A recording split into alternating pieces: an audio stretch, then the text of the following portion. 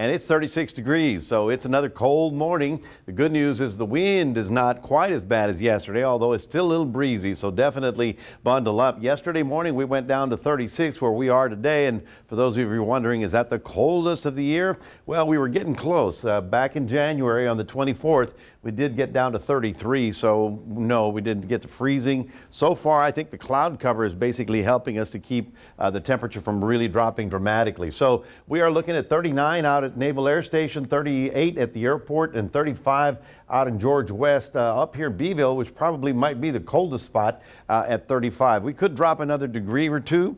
The north wind continues, but the cloud deck is sort of helping us out. And you can see how the freeze line again is right along I-10, San Antonio, Houston, and northbound. Everybody else being rather chilly for springtime. We continue with our wind chill advisory because the wind is really makes a difference. Of course, the freeze warnings were out or are out, but so far we're not at freezing yet. So that's good. We're at 35, we're close. And there might be some cold spots out there that get a little freezing, but so far so good. Well, for us around South Texas, we continue with the cloud cover and of course the cold weather. In fact, all of the most of the nation is suffering from the same cold spell. That's why I couldn't understand why that naked cowboy was out there in Louisiana, in New Orleans. I mean, how does he do that?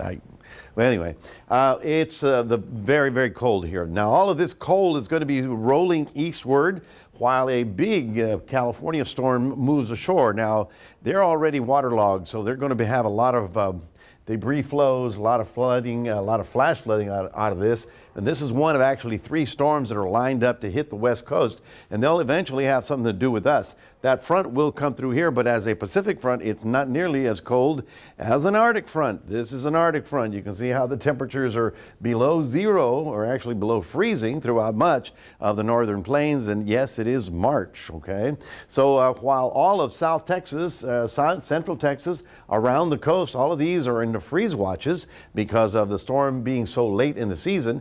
We've got a little bit of flash flood watch here, and then we're watching, of course, the West Coast because that's where the next storm's coming in from. So let's take a look at your forecast. Old Man Winter is here again today, and probably tomorrow he begins to leave, all right? And by the time we get to Thursday, we'll pick up a south wind. That's going to warm our temperatures up pretty quick. As a matter of fact, we'll be in 78, almost 80 degrees by the time we get to Saturday.